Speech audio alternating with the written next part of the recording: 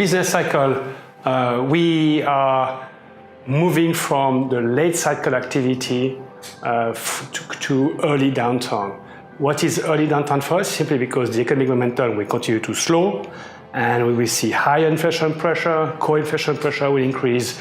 That will also, of course, help the economic slowdown to go further. So we will move to this early downturn. What does it mean? It means slow activity. We already see this in most of the countries. In US, we see this in Europe, in Japan, weak data also in China. We will have also tightening liquidity, mostly coming from the US, but also coming maybe from the ECB. US will continue to hike rates maybe one more time in next year and continue to act on the balance sheet reduction, which is tightening liquidity for investors, which is, of course, helping the real rates to go higher. So it's also have a drag on bonds. And inflation pressure, we look at core inflation. Inflation pressure will increase because the wages component will continue to increase. So that will reinforce the negative views on bonds we may have. Simply talking about equities, what could be our outcome for next year? In terms of liquidity, we think it will contract the PE by 10%. This is the negative tightening liquidity, minus 10% on PE. The earnings component will make roughly 5 to 7% increase, much less than this year, due to the weakening of the softening of the economy. So if you make the sum of the two plus by hiding the dividend, more or less you end up by having zero return on equity. So below average return on equity, below average return on bonds. So that's going to be a volatile year where we have some opportunities during the year, but the overall picture is pretty difficult for next year. We may have two upside risk, two downside risk, and I may also add up an uncertain risk, could be positive or negative. But let me go more into detail on the upside risk. The first and the main upside risk for us is the Fed pause. At one stage in 2019, maybe in first quarter, the Fed will have to pause its interest rate policy. That's why we believe that maybe they will do one more rate in December, that this is absolutely quoted by the market, and then they will decide to pause at the end of March at the next meeting in 2019. So this Fed pause plus a clarity about future quantitative tightening policy on the balance sheet could be a very positive sign for risky assets, because then it will allow the dollar to be weaker, it will allow some of the emerging asset classes to outperform. Second positive risk is the easing in China.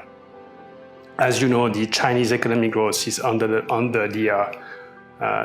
average, past average, the last few years, and the Chinese authority now needs to reaccelerate the economy. They need to change their fiscal policy, of course, but also their monetary policy. So they need to do more action to accelerate the growth potential in China. The issue is that as long as the Fed is still in tightening cycle, it's difficult for the Chinese authority to do more because the risk is on the currency. They could weaken the currency maybe too much. So we think that when the Fed will pause or will give the message to pause, it will allow Chinese authorities to accelerate, if you want, the monetary policy in order to transmit money to credit and then to the economy. So China easing will come, maybe Q1. It will be a positive sign for Chinese economy, for Chinese asset, for emerging asset later in 2019. The two negative risks. First one is a trade war. We talk a lot about trade war. This weekend we have an agreement to postpone any decision for 90 days. It will come back after, but in summary, it won't be as before. It will be at the margin negative for the global economy. But it doesn't change the picture that we have. It's a slowdown picture.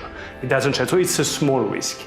Of course, if you add up the full tariff on cars and so on, it could be much more damageable. But this is not our scenario. The main risk for us relies Italy, both on political side and as well on bond side. Why bond side? Because the Italian government does issue 4 billion of bonds per month. It will continue to do so for next year. And as you know, the ECB will stop buying Italian bonds for 1st of Jan. So starting 1st of Jan, somebody has an ECB has to buy these bonds. That's going to be mainly the banking sector as well as the savings sector. But nevertheless, it may put some more pressure on the BTP to bond spread. More pressure we have, more risk of capital outflow we have from the banks. So this is a situation which needs to be followed. So for the moment, no investment in that area. And last point, Brexit, plus minus, plus because we think that at the end, they should find an agreement, i.e. UK with Europe. But this agreement won't be done at the first attempt. It will be at the second one. So first attempt next week, I think it's on the 10th of December, it will be refused by the UK Parliament, but they will retest the Parliament on the second attempt, and that will pass. So later, early next year, we will have a positive sign from Brexit. Of course, if we go to hard Brexit, this is deeply negative. This is why it's plus or minus.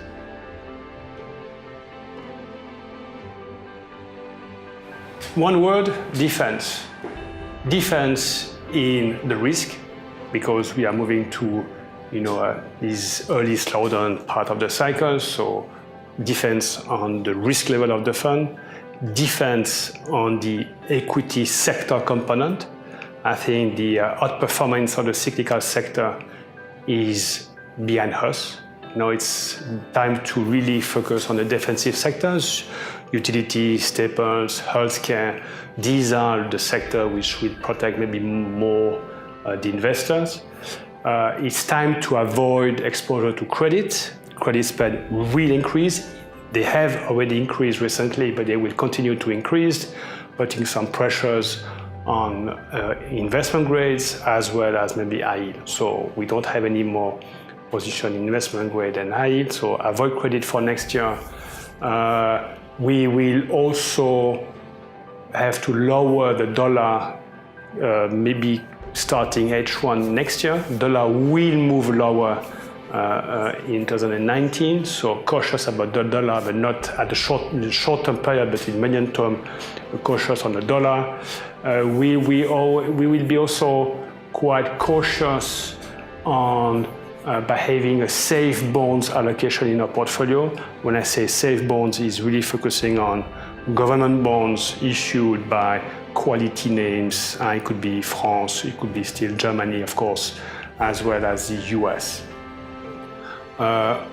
Otherwise, we will be favoring still our hedge fund portfolios in the fund. We think that even in this current environment, some beta neutral hedge funds will be able to provide investors some stability, and at the end, provide, even if it's a low return, but provide even low return, which is helping the current behavior of the portfolio.